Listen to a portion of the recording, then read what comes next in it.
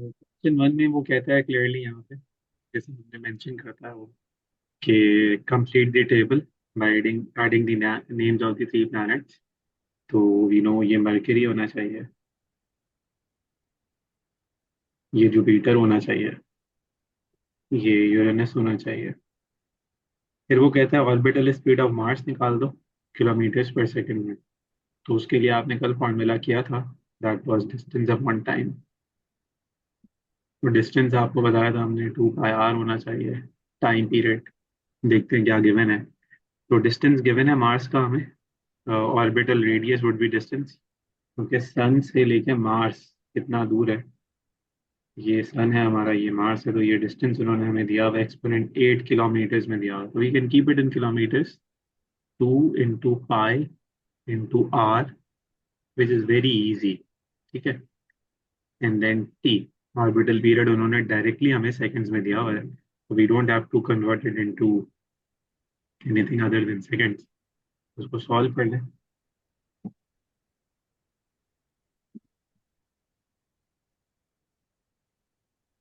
2 into 3.14 into 2.3 exponent 3 exponent 8 divided with 5.9 exponent 7. So I got 24.48 kilometres पर second, जिसे आप 25 kilometres पर second पे भी राउंड ऑफ कर सकते हैं। ठीक है बेटा, ये बताइए, ये बात समझ में आती है?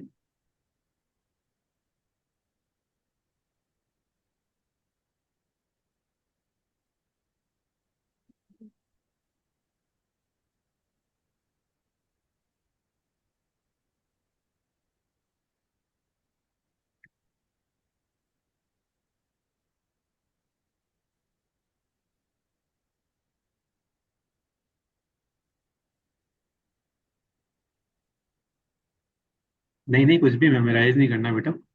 आपको ये देखो, क्वेश्चन में ही गिवन है सब वैल्यूज, वो आपको याद नहीं करना है कि रट्टे लगा रहा, तो कुछ भी नहीं करना है, ये गिवन है।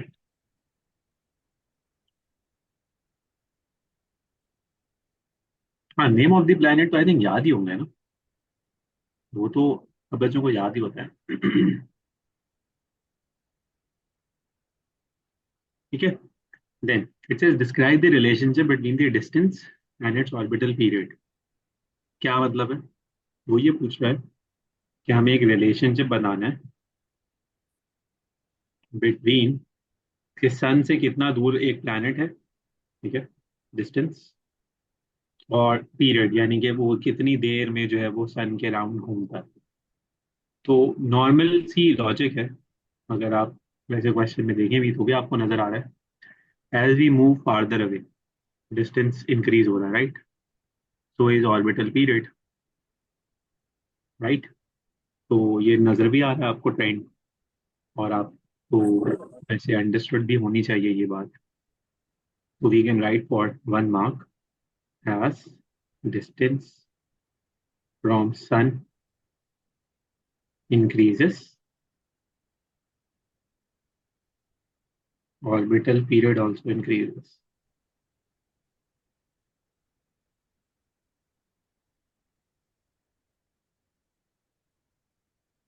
पार्ट डी में कहता है relationship between the distance and the average surface temperature include also any anomalies. ये मैं आपको फाइल भेज भी दूंगा। तो पार्ट डी में वो ये कहता है डिस्टेंस का रिलेशनशिप बताओ और टेम्परेचर का रिलेशनशिप बताओ, यानी कि as planets move farther from sun, इनका जो टेम्परेचर है उसके क्या इफेक्ट्स हैं या उसके ऊपर क्या इम्पैक्ट्स आते हैं, ये हमें बताना। ठीक है। तो यहाँ जाते हैं, ध्यान से देखें। डिस्टेंस इंक्रीज हो रहा है, सरफेस टेम्परेचर डिक्रीज, कम हो रहा है। बस ये वाली एक एक्सेप्शन है, अगर आप इसको थोड़ी देर के लिए इग्नोर करो तो आप देखो जैसे जैसे हम दूर जा रहे हैं वैसे वैसे टेम्परेचर कम हो रहा है, कम हो रहा है, कम हो रहा है। ठीक है? तो सबसे पहले हम एनॉमली लिख देते हैं। वो जो एनॉमली हमें लिखनी है वो क्या है? Venus is the exception, hottest planet, ये हमने कल भी डिस्कस किया था, due to its dense atmosphere.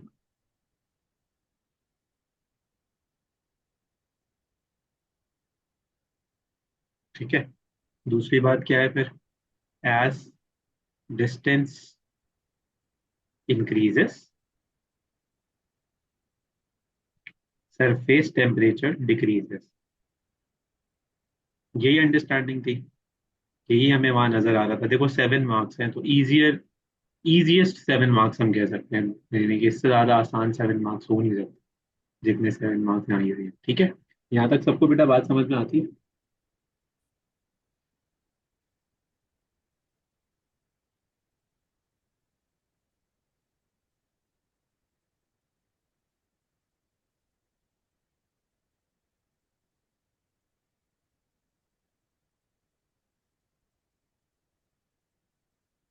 Then यहाँ आ जाए।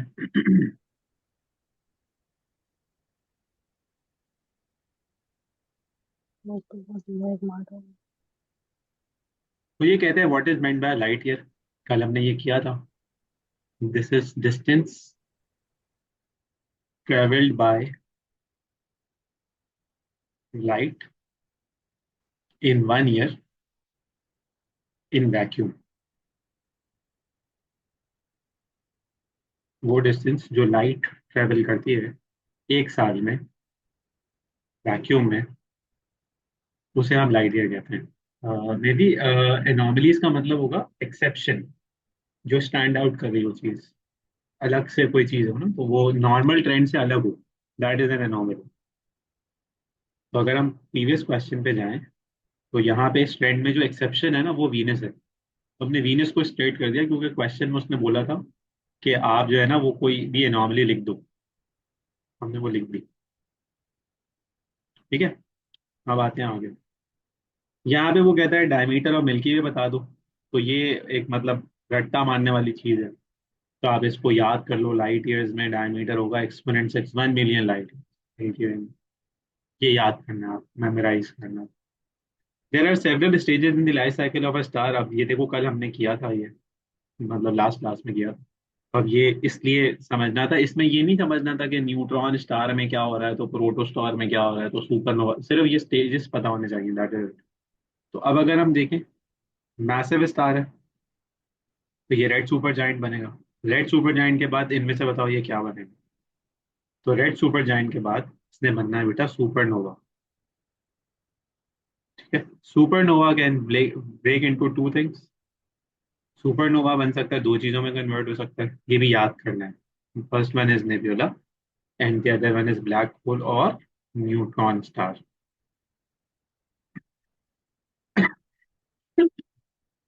अगर आपने ये याद किया है तो अच्छी बात है। अगर नहीं याद किया तो हम देखिए इस तरह के क्वेश्चंस कैसे आ रहे हैं।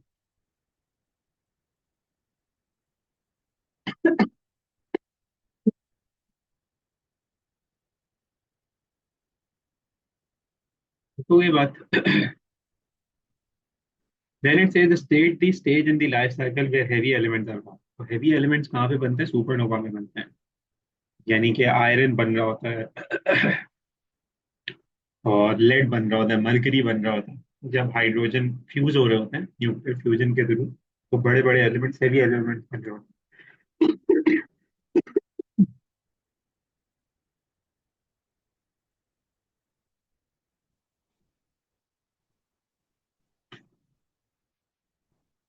देन यहाँ पे वो क्या कहते हैं?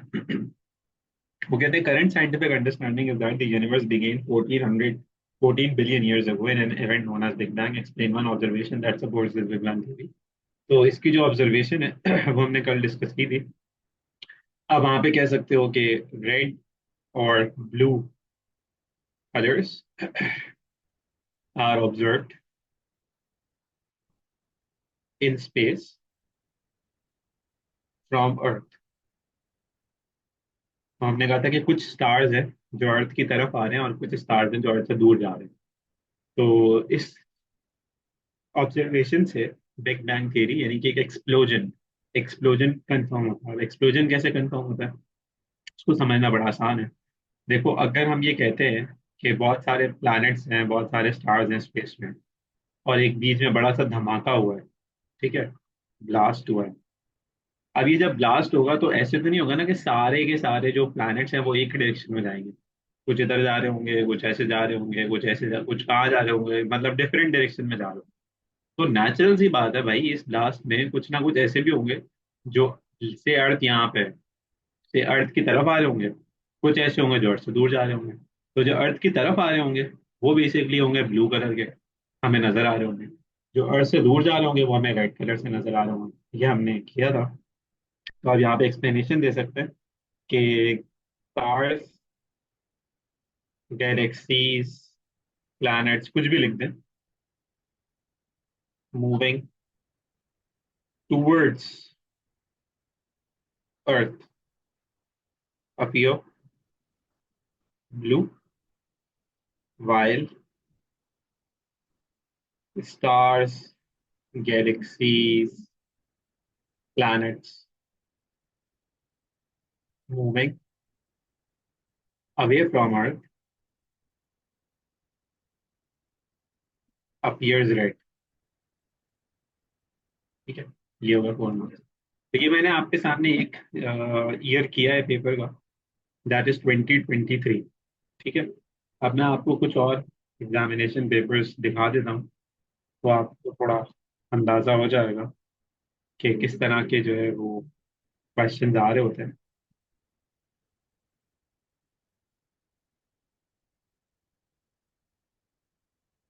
2024 देखते हैं कि हमें 2024 में क्या मिलता है।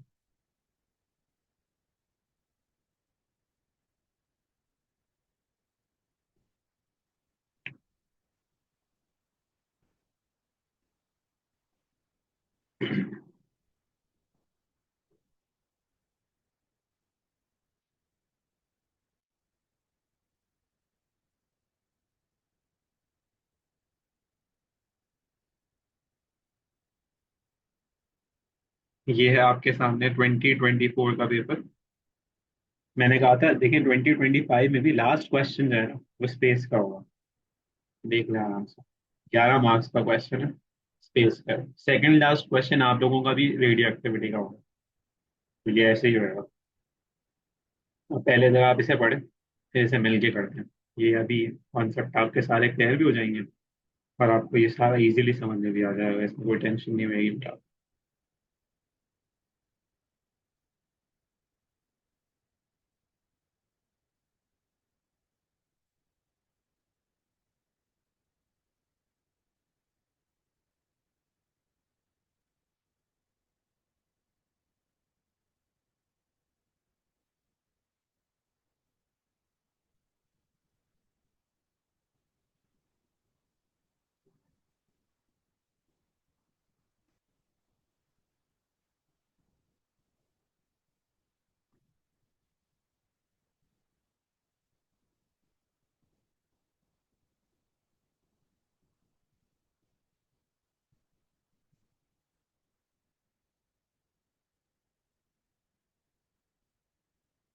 तो पढ़ा आपने क्वेश्चन? तो वो क्या कहता है उस क्वेश्चन में? वही चीज कहता है जो पहले अभी थोड़ी देर पहले की थी। Orbital speed of an object at the equator as it moves in a circular path around the axis of rotation. तो आपने को उसने रेडियस दिया, ठीक है, और टाइम भी दिया हुआ है। तो स्पीड निकाल लें, 2 pi R upon T. 2 pi, R कितना दिया हुआ है 6.4 एक्सपोनेंट 6, और टी कितना दे दिया है 24 आवर्स। सेकेंड्स में देना है, आवर्स में नहीं देना। तो we can do 24 into 60 into 60। ये आवर्स हैं, ये मिनट्स हो गए, ये सेकंड हो गए। आंसर निकाल लें। तो मेरा आंसर आ रहा है, अल्लाह आपका भला करे, 470 मीटर्स पर सेकंड। ठीक है।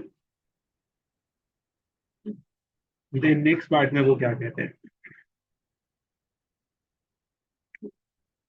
नेक्स्ट पार्ट में वो कहते हैं explain why the speed around the axis of rotation of an object on the earth decreases as the distance of the object from the equator increases.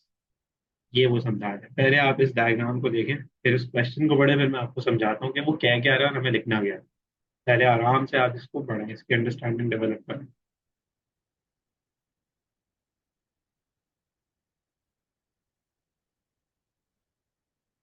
तो देखो अब से अ, हम यहाँ पे हैं, ये इंडिया है ना, ये है पाकिस्तान। अब ये इक्वेटर से बहुत ऊपर है, ठीक है। अब ये जो चीजें इक्वेटर से नीचे है, से ये क्या होगा, ये अफ्रीका का थॉर्न ऑफ अफ्रीका होगा ना, यहाँ पे साउथ अफ्रीका होगा लगा लेते हैं। तो अब पाकिस्तान के लोग और साउथ अफ्रीका के लोग, वैसे पाकिस्तान के लोग तो वैसे भी काफी तेज हैं बेचारे, साउथ अफ्रीका तो काफी काफी बेचारे शरीफ लोग होंगे, ये पाकिस्तानी है सारे। तो ये तो खतरनाक ही होंगे ना बेटा, इनसे तो डरना पड़ेगा, शर से भी इनके पनाह मांगनी पड़ेगी हमें, ऐसे लोग होंगे। तो अगर हम देखें, ये पाकिस्तानी बेचारे पूरा घूमते हैं बहुत बड़ा सरकमफेरेंस, क्योंकि यहाँ से अगर आप अर्थ को मेजर करेंगे तो ये जो सरकमफेरेंस होगा this could be quite big, right. लेकिन अगर यहाँ से मेजर करेंगे तो ये अर्थ छोटी सी नहीं होगी यहाँ पे। तो 24 घंटे इसके पास भी हैं, 24 घंटे इसके पास भी हैं। तो नेचुरली स्पीकिंग, अगर दोनों को एक ही टाइम में मूव करना है तो इसका डिस्टेंस कम है ना, सरकमफेरेंस कम है और इसका डिस्टेंस ज्यादा है। तो नेचुरल सी बात है, इसे हाई स्पीड होना चाहिए, क्योंकि इसके पास टाइम उतना ही है जितना इसके पास है। इसको ज्यादा फासला कवर करना है, ज्यादा सरकमफेरेंस कवर करना है। इसको हाई स्पीड पे घूमना चाहिए और इसको लो स्पीड पे घूमना चाहिए, क्योंकि इसके पास तो मजे हैं, आराम आराम से ये जो है वो मूव कर लेगा। तो इसको हम यहाँ पे कमेंट कर देते हैं, circumference decreases as we move farther from equator. So speed decreases as orbital time period या ऑर्बिटल रोटेशन कह लो stays constant। तो ऊपर जाएं तब भी स्पीड कम हो रही होगी, नीचे आएंगे तब भी स्पीड कम हो रही होगी, ठीक हो गई बात। बातें आगे।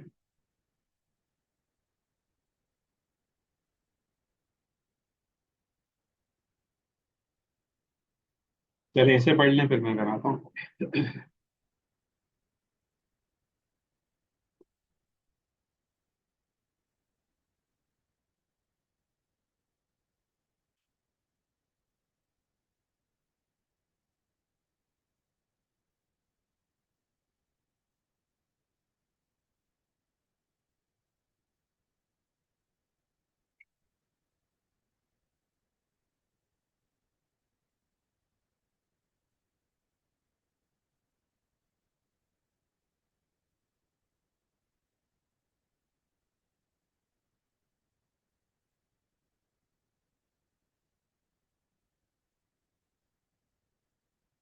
वो कहते हैं earth moves around sun because of force X on earth, state what provides this force. ये फोर्स कौन देता है। तो भाई अगर सन के इर्द गिर्द किसी चीज में घूमना है तो नेचुरल सी बात है, वो फोर्स सन ही दे रहा होगा। तो ये तो लिखा हुआ है। तो 2 मार्क्स के लिए अब क्या करें, हम यहाँ लिख देते हैं, ग्रेविटेशनल पुल ऑफ सन, ठीक है, gravitational pull of sun keeps earth rotating, बल्कि नहीं, रिवॉल्विंग, नॉट रोटेटिंग, अराउंड, उसके इर्द गिर्द घूमने में सबसे इंपॉर्टेंट है सन। पार्ट 2 में कहता है वो the orbit of the earth around the sun is an ellipse, describe what happens to the magnitude of the force that acts on this earth as it moves in the elliptical orbit. यानी कि ये कल बात हुई थी कि ये बिल्कुल गोल नहीं है, ये थोड़ा एलिप्स है जिसमें इक्विनॉक्स और सॉलिस्टिस होता है, यानी कि ये यूं है। तो यहाँ पे डिस्टेंस कम है, यहाँ पे डिस्टेंस ज्यादा है, ठीक है। अब ये इसके अंदर क्या समझाएं हम? तो अब हम ये लिखेंगे कि magnitude of the force changes as Earth revolves around Sun, as the orbital radius is not constant. तो बहुत सारे लॉजिक से समझ सकते हो उसे। अगर सर्कुलर मोशन की लॉजिक से पढ़ना है तो वो होता था mv² upon r, centripetal force. तो अगर रेडियस चेंज होगा तो फोर्स चेंज होगी, राइट। तो ये मैंने यहाँ पे मेंशन कर दिया। और हम यहाँ पे भी लिख सकते हैं एज डिस्टेंस इंक्रीजेस। अब इसको रेडियस तो नहीं कह सकते क्योंकि ये सर्कल तो नहीं है। तो डिस्टेंस अगर बढ़ेगा तो फोर्स क्या हो जाएगी, फोर्स कम हो जाएगी, so force decreases. Explain why the earth travels the slowest when it is farthest distance from the sun. ये बहुत दूर जाके बिल्कुल स्लो क्यों हो जाती है, इसकी क्या वो लॉजिक होगी, क्या रीजन होगा कि जब बहुत दूर चली जाती है तो अर्थ स्लो हो जाती है। तो बेसिकली अर्थ के पास देखो सर्कुलर मोशन है तो समझो इस बात को कि अर्थ के पास जो एनर्जी है वो कांस्टेंट है। और दो तरह की एनर्जीज अर्थ के पास है, क्योंकि ये चल रही है तो इसके पास काइनेटिक एनर्जी है। और ये सन से किसी हाइट पे है, कुछ डिस्टेंस पे है, तो इसके पास पोटेंशियल एनर्जी भी होगी। तो अगर पोटेंशियल एनर्जी ज्यादा होगी, हाइट मतलब ज्यादा होगी, तो जाहिर है काइनेटिक कम होगी, राइट। और अगर पोटेंशियल कम होगी यानी कि हाइट कम होगी तो काइनेटिक ज्यादा होगी। सिंपल सी law of conservation of energy apply कर देते हैं। तो यहाँ ये बात मेंशन कर देते हैं। तो एट फर्देस्ट या फार्दर डिस्टेंसेस, फर्देस्ट डिस्टेंसेस लिख देते हैं, potential energy is maximum, so kinetic energy is minimum. Hence, speed is slowest and vice versa. उल्टा भी कर सकते हैं। मतलब अगर आप पोटेंशियल एनर्जी को मिनिमम करेंगे तो काइनेटिक एनर्जी मैक्सिमम हो जाएगी। ये बताइए, बात समझ में आती है? बहुत नाइस। अच्छा, मेरा प्लान तो था कि मैं थोड़ा आगे तक जाऊँ, कि ज़्यादा पढ़ा दूँ। लेकिन ये है कि कुछ बच्चे कह रहे हैं कि मैथ्स की क्लास है मुझे, तो फिर इसे एंड करते हैं। बाकी अब स्पेस फिजिक्स में मुझे आपसे कोई और बात नहीं करनी है। स्पेस फिजिक्स के आप पास से फिर देख लीजिएगा। अगर आपको कोई भी क्वेश्चन मिले आप ग्रुप पर डाल दीजिएगा, मैं आपको समझा दूँ। ठीक है, चलो, टेक केयर, अल्लाह हाफिज।